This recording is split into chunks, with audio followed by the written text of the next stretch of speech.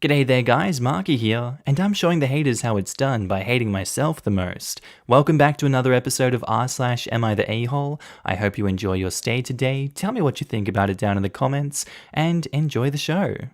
Posted by user AmiTheA3644. Titled, Am I the a-hole for ignoring the diet my ex-wife put my daughter on? Trying to give as clear a picture as possible for fair judgment. My wife and I split a little over 5 years ago. My daughter is 12. I work long hours, so she lives with her mum during the week, but she is with me every other Friday to Monday. My daughter has always been a little chubby. I'm chubby, everyone in my family is chubby, but we don't have any major health problems. Now that my daughter is 12, my ex-wife has become concerned about her weight. She says that the doctor told her it would be wise to watch what she eats. She's 4'11" and she weighs around 120 pounds. I think she will grow and stretch out. Both her mother and I are tall. I don't think there is anything to worry about. She may just be a bigger woman like many women in my family. Everyone on my ex-wife's side is pretty thin, so I think she is worried for no reason. She has put our daughter on a diet that I think is pretty harsh. Daughter says she only gets protein, veggies, and maybe some rice or potatoes. She doesn't think that food is fun anymore and misses having things like mac and cheese and hamburgers. She rarely gets ice cream or anything. I think this is pretty unfair. She is a kid after all. I told her that while she's at my house, she can eat what she wants.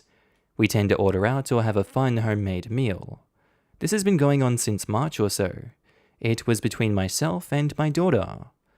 My wife contacted me about my daughter not losing as much weight as she should. It seems like she was accusing me. I was honest with her, and she blew up. She started saying that I don't care about my daughter, talking about future maladies that she could have, and other things. I told her I thought she was overreacting, and that I'm allowed to feed my daughter the way that I want to in my house. She had her mother, who is a former doctor, try to contact me and lecture me about how to parent my daughter. We ended up getting into an argument as well. I got my mother involved also, as she agrees with me that my wife is putting unnecessary stress on a 12-year-old. This has led to a ton of fighting and arguing, and it has me questioning my actions. In my mind, I was trying to make my daughter happy, but my ex thinks I'm trying to undermine her. I feel as if my ex-wife is too strict and was unfair trying to drag her mother into our parenting decisions. Am I the a-hole here? Edit to add, I do want my daughter to eat healthy, and for the most part she does. I just think that she should be able to indulge also. OP, there is a very, very simple way to know if you're in the right or wrong here. Like I did, you go into a BMI body calculator, and you add all of your daughter's information into that, and you check if she is underweight, normal, or overweight. In this case, when I checked it, it said your daughter is extremely overweight. Perhaps it's time to listen to the doctor that your ex-wife put on the phone with you that you don't agree with. Perhaps stop putting your feelings ahead of the facts and say, hey, maybe I'm doing some real damage to my 12-year-old daughter. Hey, maybe I'm surrounded by yes men in my family that think this is a normal thing. Hey, maybe I should swallow my pride and help my daughter instead of continuing to enable my bad habits to continue to affect her future health. But I'm no expert. I'm just going with what research I've done in the short time that I've read this story. So yes, you are the a-hole for ignoring the diet your ex-wife put your daughter on. By feeding your daughter only junk food when she's with you, you are completely undermining your ex. You are making yourself the fun parent and making your ex the strict parent. By forcing your daughter to eat a strictly regimented diet, your ex is making your daughter miserable. She's teaching her that being thin is the most important thing, even trumping happiness. By involving both of your parents, you are both making this issue about everyone else instead of about your daughter. This is how disordered eating starts. You, your wife, and your daughter need to discuss her diet altogether and come to an agreement that keeps your daughter's well-being in the forefront. That means a balanced diet, junk food in moderation, and regular physical activity. Edit. So it turns out that the daughter's regimented diet is to help treat a separate medical condition which OP did not include in the original post. So not only is he undermining his ex, he's potentially jeopardizing his daughter's health and has completely misled everyone reading here. Because of that, I've changed my judgment to you're the a-hole. Here we go, here's the comments in question. Info. I don't understand. My kids eat protein, veggies with rice or potatoes or pasta. They rarely get ice cream and stuff. They are not on a diet, they are not deprived, they aren't missing out. They are literally just eating a healthy, normal diet. Why do you feel like she needs ice cream and takeout all the time to be a happy kid? What's your relationship with food like? My parents made sure that I had a treat every day, and that's what she was used to. She doesn't want to drink watered-down juice or eat carrots as snacks, and I think that's fair. Life is already hard enough. So you're willing to ignore the doctor and sacrifice your kid's health and cause tensions with your co-parents over a tradition? I think you need to reevaluate your priorities and your relationship with food. The doctor says there are other things we can try when it comes to her skin condition that doesn't necessarily involve weight loss. What skin condition is it? If it's acanthosis nigricans, she 100% has to follow a lower carb diet. Not no carbs, but lower. And they said granuloma is what it's called. The doctor says it can be medicated. That's fine, we don't need to change any lifestyle habits, just medicate the 12-year-old. That's normal OP, that's really normal OP. Posted by user IGGher. Titled, Am I the a-hole for cursing out my RA and putting an extra lock on my door which he can't open? He barged in on me and my girlfriend. Now, my girlfriend was over at my dorm, and I missed her so much. It's been a while since I saw her. She was in my dorm, and my roommate was gone, so it was perfect. We were snuggling while watching a movie, and I hear knocking on the door. I say, hey, we're busy in here. Please leave if it's not urgent. And the RA, Michael, that effer from my previous post, said that he's coming in. I told him not to, and he said he can, it's his right. I told him to wait a minute, so me and my girlfriend can put on some more clothes, as we were in our underwear. And Michael comes in and sees us. Michael said he's doing a drug and alcohol search. I yelled at Michael as loud as I could, "Get the F out of my dorm, you worthless degenerates, whoa, crap, before I forcibly remove you." He gets scared and leaves. F you, Michael. He basically ruined the mood. He then complains later about our funny business and how he's allowed to intervene. I got some padlocks and I locked the handle. Now the RA can't turn the knob because the padlock blocks it from doing so. He's now effing ticked, and so are the other RAs, and they're telling me I need to remove it. I told them to go suck my D, and I'm not doing crap. Those effers won't leave me alone and are violating my privacy. Now I need to go to some bullcrap disciplinary hearing about it, effing hell. Update, me and the other dorm mates have reported Michael for this crap, among other things, and we just found out that he is being removed. We just got an email that we will be having a new RA. F yeah, hallelujah. I did, however, get put on probation for the lock crap and the yelling, though as long as I behave, I'll be fine. Edit, I forgot to mention, Michael has been creepily flirting with my girlfriend for a while, and this may have been an attempt by him to see my girlfriend. I can't prove it, but it seems very likely, especially since he saw her in her underwear. Everyone sucks here. Your RA for barging in, and you for reacting like a child. You putting an extra lock into the door and not removing it when asked, and cussing them out is extremely childish. The extra lock, I'm sure, is a safety hazard, and they can get into big trouble. He should have never barged in, and you should have reported him to his head. Personally, I would have reacted the same way. He told them he's busy, then after the RA declared a drug and alcohol search. This is college, not prison. I totally understand the cussing and yelling when Michael barged in. I was talking about when he put the extra lock, and then the other RAs told him to remove it, and he told them to suck his D, and that he's not doing crap. That's childish. As someone who was friends with a lot of RAs in college, they won't just outwardly tell you that they're doing a DNA search. The whole point is to catch people with stuff that's prohibited in the dorms. If he knocked on the door and was like, "Hey kiddo, I'm doing a drugs and alcohol search, open the door," that would give the other person time to hide their stuff. I'm just speaking from experience. My RA friends used to warn me when they were doing searches because they didn't want me to get caught. But that's just how they do it. The RA was basically just following protocol and doing his job. If OP wants privacy, he shouldn't be living in the dorms.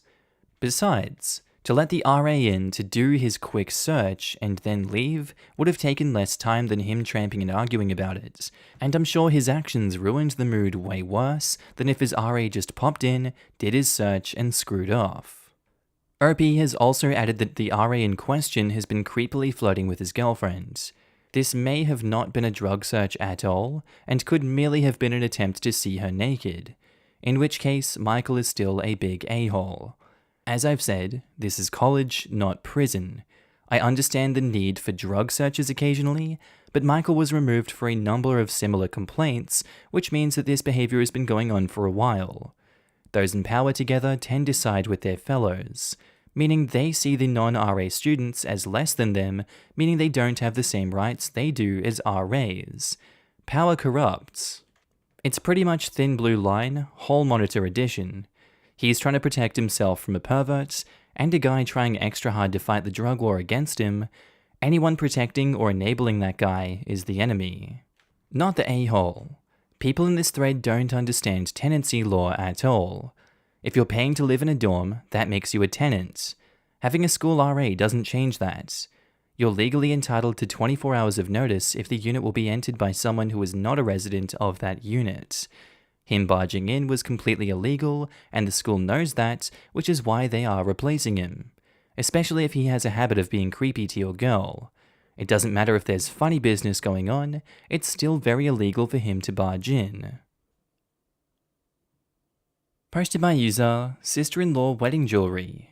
Titled, "Am I the a-hole for refusing to let my sister-in-law keep my jewelry that she wore for her wedding, even though she's having a daughter?"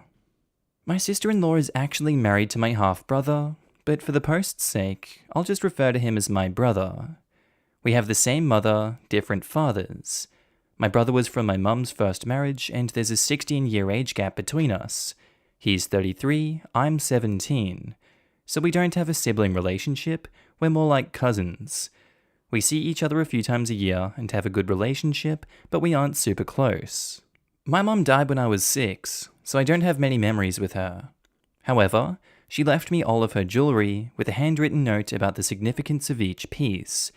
My paternal family is somewhat wealthy, so a lot of the jewelry is actually gifts from my dad and grandparents to her or paternal heirlooms. Since I have so few memories of my mum, I really cherish her jewelry.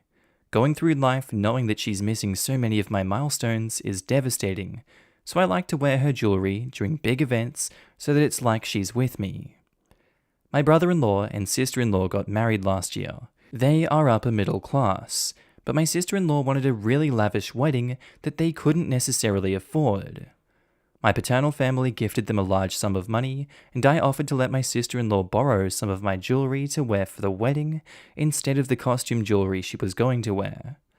It was a nice way to integrate my mum's memory into the wedding and also be something borrowed. She was super excited and ended up picking out a set of pearl jewelry that were presents from my paternal grandparents to my mum for her wedding. She also chose a diamond brooch or hairpiece that my mum and her paternal grandma designed together using diamonds from the earrings she wore at my parents' wedding, both of my grandma's engagement rings, and some other paternal heirloom diamonds. They designed it together after I was born, intended for me. After the wedding, my sister-in-law tried to keep the jewelry since she claimed it was now more sentimental to her. I said no, but my brother told me to give her them, since they're from his mum too.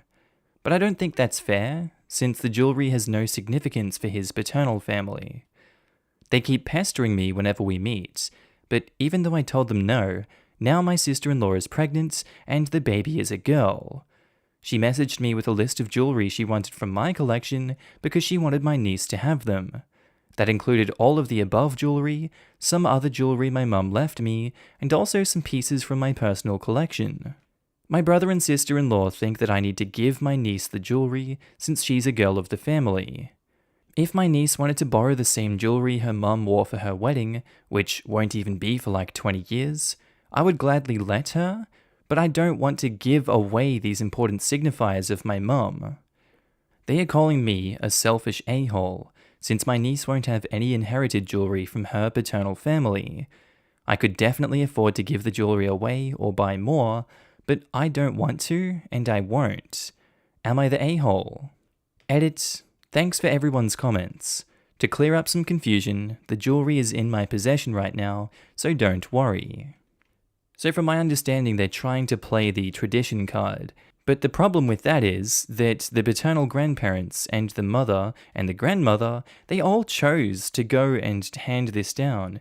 It was their decision to do this. I don't think that there was a tradition before them. I'm not going to put words in OP's mouth that weren't there, but it strikes me as though this was a decision, and now this woman, this sister-in-law, wants to call it a tradition in order to force OP to give her the jewelry. Just because OP can definitely afford to give the jewelry away, or buy more, that doesn't mean they should be doing that. They are a-holes for trying to use this quote-unquote tradition as leverage against them, and also claim that the jewelry now has sentimental value because they borrowed it for their wedding, which is bullcrap.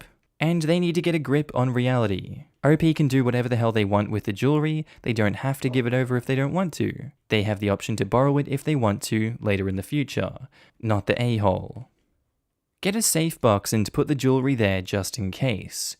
It sounds like they're not stopping anytime soon until they get that jewelry. It's yours, and you were super gracious by letting sister-in-law borrow your jewelry. They should have returned that to you immediately. Yes, there will be a girl in a family, but you have a greater right to it by being your mum's daughter. As someone else said, you can let your niece borrow it whenever she's 18 or so, but right now, I don't feel as your brother and sister-in-law have the best intentions with it.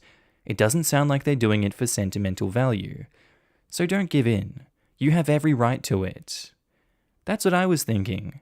OP should also take pictures of each piece of jewelry, make an inventory of them, and find a way to get as much documentation as possible, proving that she is the owner of the jewelry. OP should talk to her dad about getting some form of insurance policy for the jewelry, which is just a good idea overall, but will also establish ownership and value of the pieces. I'm sure OP did keep the specific writing from her mother on each piece, but that should be added in with all the documentation for this stuff. Not the a-hole, get your jewelry back ASAP. To be honest, I started out thinking that this might be delicate, given that jewelry is from OP's mother, who's also her brother's mum. But after reading, I have to say, absolutely not the a-hole. The jewelry would not even be going to the brother, but to his wife who has never even met OP's mother. The level of entitlement is infuriating. Specifically, these facts really bother me. 1. She wanted a lavish wedding that they couldn't afford. 2. OP's father already wrote them a check for the wedding, which was very generous, but he didn't have to, so she could have the wedding that they couldn't afford. 3. She picked like 8 different pieces of jewelry that each sound very expensive, and that were literally designed for OP by her mum. 4. She is demanding something that she is not owed in any way, shape, or form, and that is not reasonable by a far cry. Not suggesting it, not asking nicely, but straight up demanding it, which is insane. 5. She has the audacity to write a list of which pieces she thinks OP should give her for her daughter, who is not even born yet and won't even be able to wear jewelry for at least another decade, and the list sounds like she was keeping track of OP's collection. 6. And the cherry on the cake, OP is a teenager and she's an adult, and she is trying to emotionally manipulate and coerce her into giving away personal heirlooms from her deceased mother. I have absolutely zero sympathy for the sister-in-law. She sounds like an entitled, selfish, manipulative human being, and I think she should get nothing. If she had been gracious about it, maybe OP could have considered gifting a piece of her choice to her niece, but she was a manipulative bully, and she should not be enabled ever. The absolute nerve to demand that from OP after OP's dad already footed the bill for her wedding is making my blood boil. OP, get all of your jewelry back, and don't even feel bad about it for a second.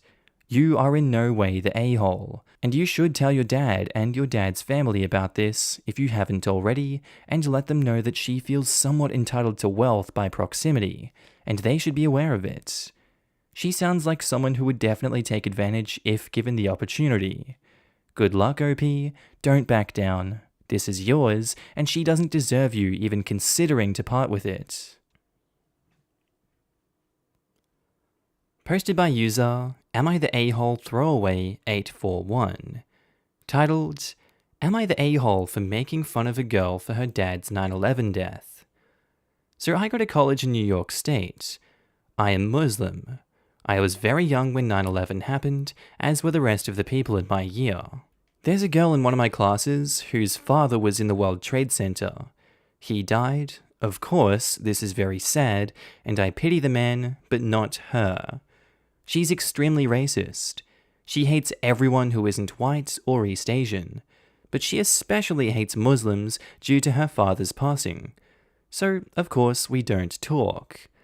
But today, September 11, was the day she exploded. I'm gonna be real, I don't think that was appropriate usage of the terminology in this context, but I was wearing a hijab.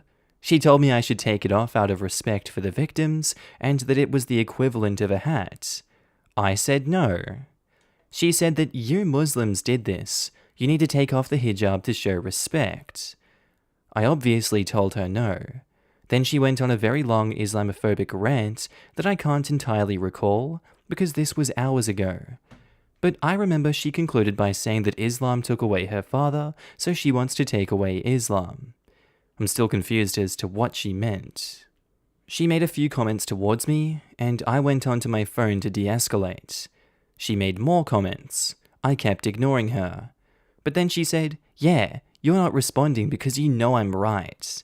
I don't know why that set me off, but it did. I told her, "No, I'm just busy texting my dad." She then left the room in tears. My classmates are saying that she was in the wrong, but what I said was unnecessarily cruel. Now, I don't think I'm the a-hole because she started it. All I did was finish it. So Reddit, am I the a-hole? Yes, I am aware I have spelling mistakes. I speak Arabic at home. And edit, for everyone wondering, the professor was out of the room. He had already given us our lecture. This woman is an adult. You are an adult. She knows what she's saying is wrong, and she knows that she's just stirring the pot on 9/11 of all days. She's the one being disrespectful by telling you to take off your hijab. And then saying you're not responding because you know she's right? That's even more deplorable. What is her problem? Do we have no respect anymore these days for someone that's not starting anything? Sure, it was a low blow to say that you're texting your dad, but she had it coming. She was asking for it. I can take you off the hook for that one. I don't think that's an a-hole move. I think that's shutting down the situation in a hilarious way. And context is important for this one. You were shutting down a racist, an extreme racist at that, a known racist. And no one else batted an eye. Everyone else said that she was in the wrong, and they agreed with you. So no, I don't think you're the a-hole for that. Can't believe how so many people are defending the racist one. So because her dad died, she's entitled to be racist when she's having a bad day? No, I say not the a-hole. She deserved it, and if she does this again, I say bring up how dead her dad is again. Islam isn't a race. She's a bigot. Do you think she and others are equally bigoted towards Muslims of Asian descent? No, because it's about race. They are racist. RP says she only likes East Asians. China has a lot of issues with the Uyghurs. Maybe it's a grey area because they're different ethnically and religiously, but I wonder how she would respond in that case. Let's be real, it's probably both racism and religious intolerance.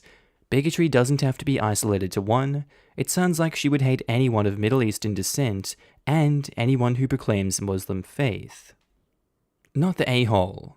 The crimes of people masquerading as Muslims aren't on you, a college kid. Live your life according to your convictions and move on. This girl needs therapy, and you said what you said because she was being a racist and she backed you into a corner. This is so effing dumb to me. Muslims didn't vote for a terrorist group to hijack planes and fly them into American landmarks. They had no choice in the matter. On the other hand, a democratically elected official did lead a war against a Muslim nation under false pretenses in which chemical weapons were used, including Agent Orange and napalm, on thousands of civilians and children. I just checked, and an estimated 1 to 3 million people are disabled or have health problems because of Agent Orange contamination. Okay, and I think that's where we're going to end today's episode, guys. As always, I do hope you enjoyed it, and maybe even learned something from these stories. Just want to say a quick shout out to my Patreon subscribers and my channel members. You guys should be on the screen right now. If you do see yourself, I want you to give yourself a little pat on the back for being amazing and supporting me on this channel, this little journey we're going on the YouTubes. I really appreciate it, and you guys enabled me to do all this amazing work. So if you do see yourself, I love your face and I'm happy to see you. Also guys, if you want to pitch in your own support, you don't have to, but channel links are down in the description below to support the Patreon, the channel membership, whatever you want to do. It's kind of like tipping me if you feel like I'm doing a good job on this channel. I will be opening up avenues for content on those in the future. Just right now I'm kind of bogged down and stuck in Ireland, but you know, it is what it is. Anyway guys, with that said, I do hope you have a wonderful day today. Whatever you're up to, I'd love to know down in the comments below. I do hope you have a good day, night, sleep. Whatever you're up to today, tell me, and I'll see you in the next episode, guys. Bye.